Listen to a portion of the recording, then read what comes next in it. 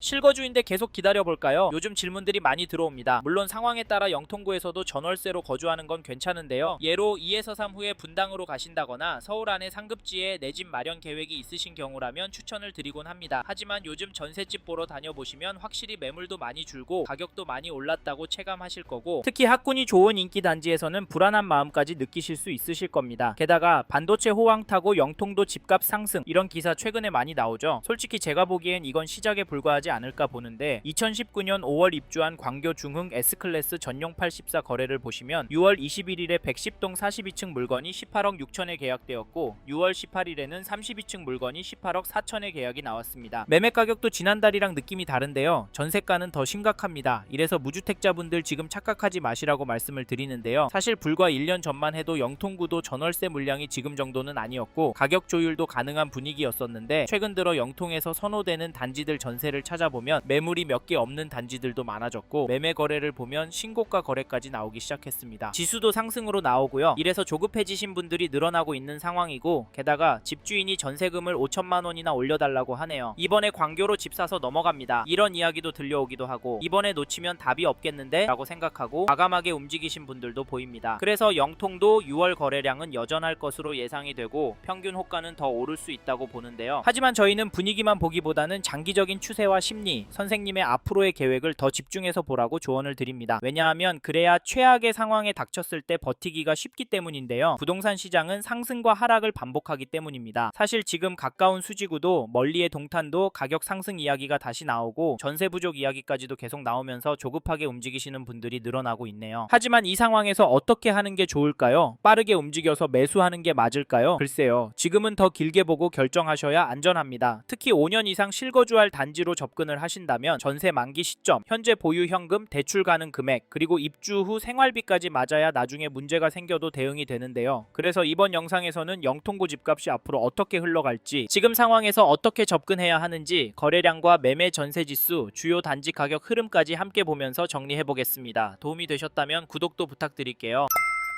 최근에 영통도 심각해졌다는 이야기가 많이 들립니다. 특히 삼성 다니시는 분들이 시장을 많이 돌아보시고 적극적으로 거래를 하신다고 하는데요. 하지만 지금과 같은 시기에는 기사 몇 개, 문자 광고, 이야기 몇 개만 듣고 괜찮다, 별로다 판단하시면 안 됩니다. 그래서 저희는 세 가지 기준은 정리하고 움직이시라 추천을 드리는데, 첫째, 얼마나 보유할 계획이신지, 둘째, 지금 자금 구조가 무리 없는 상태인지, 셋째, 비교 중인 단지의 수익 구조가 어떻게 다른지입니다. 이 세 가지가 정리되지 않으면 지금 구간에서는 관망하시는 게 좋을 수 있습니다.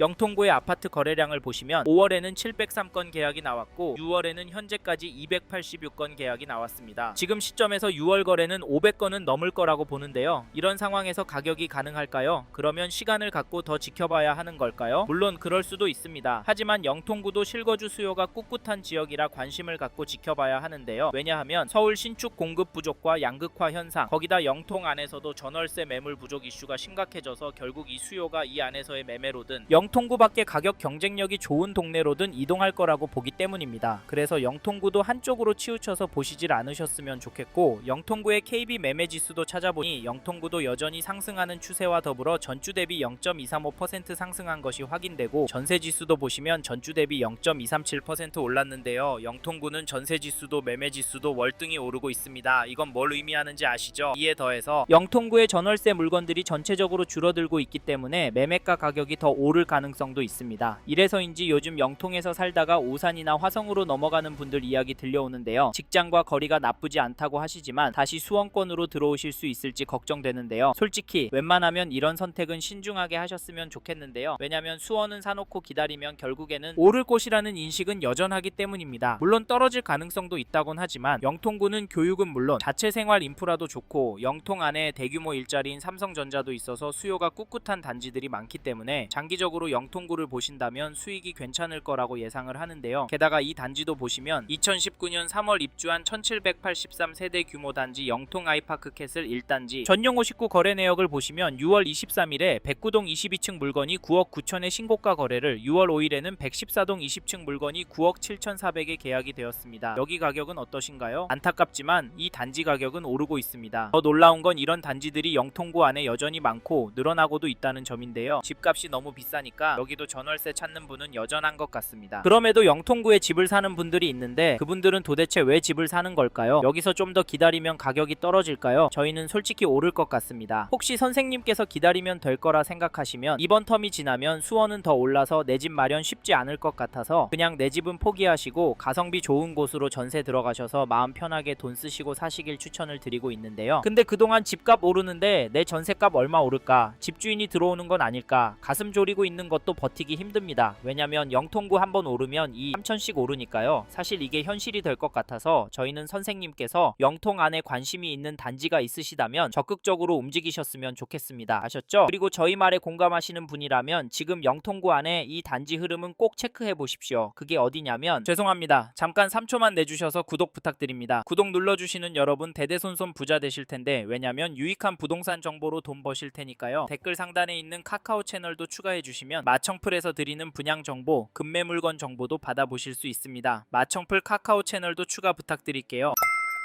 1998년 입주한 영통동의 벽적골 8단지 두산 우성한신을 보시면 6월 25일에 전용 59, 12층 물건이 5억 2천에 계약이 되었고 6월 11일에는 805동 9층 물건이 5억 4천에 도장을 찍었는데요. 이 단지 가격 어떻게 보십니까? 저는 오르고 있다고 보여지는데요. 사실 가격도 중요하지만 규제 발표 및 보유세 인상 언급 후에도 거래가 계속 나오고 있다는 점 놓치시면 안 됩니다. 영통구는 토허제에 규제 지역으로 묶여서 대출 금액도 많이 줄어서 영통구 아파트도 떨어질 거라고 예상했지만 잠깐 주춤하는 모습을 보일 줄 알았더니 지속적으로 오르고 있습니다. 이게 팩트인데 좀 더 기다리는 게 좋을까요? 사실 저희 채널에서 다뤘던 과천시, 성남시 영상에서도 보셨듯이 윗동네는 보란듯이 신고가가 나오고 있습니다. 이런 상황인데 영통구라고 싸게 내놓을 집주인이 나올까요? 나온다고 해도 팔아서 어디로 갈까요? 경기도 권안의 인기단지나 상급지로 가려고 할 텐데 이런 곳들은 더 올라서 고민이 많을 겁니다. 그래서 저희는 매도세가 약해질 확률은 낮다고 봐서 여기 벽적골 8단지 두산 우성 한신 잡으실 분은 지금 움직이시는 걸 추천드리고 이 단지 전세가도 살펴보면 6월 12일에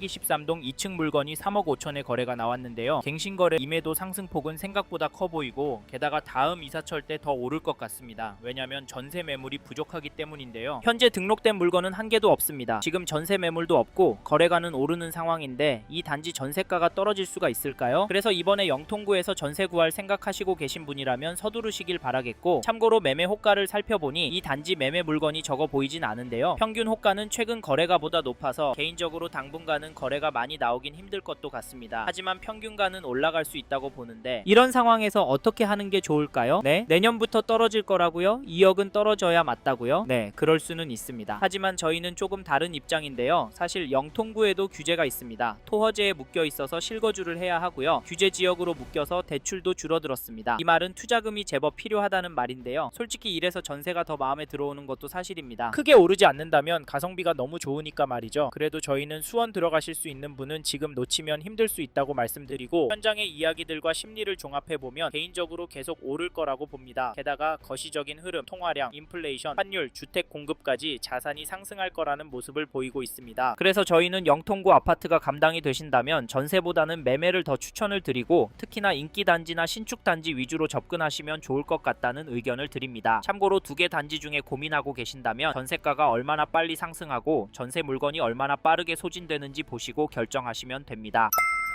이번 영상에서 경기도 수원시 영통구 아파트 현황과 앞으로 어떻게 될지에 대한 저의 생각을 말씀드렸습니다. 관심이 가신다면 영상이 끝나고 이 지역에 대해 좀 더 검색해 보시길 바랍니다. 이번 영상에서 언급된 내용들에 대하여 좀 더 궁금하신 내용이 있으시다면 댓글로 남겨주세요. 최대한 빠르게 답변을 드리도록 하겠습니다. 다음 영상에서도 부동산 투자에 도움이 되는 정보 나누어 드리도록 하겠습니다. 구독과 좋아요 그리고 알림 설정 부탁드립니다. 감사합니다. 좋은 하루 보내세요.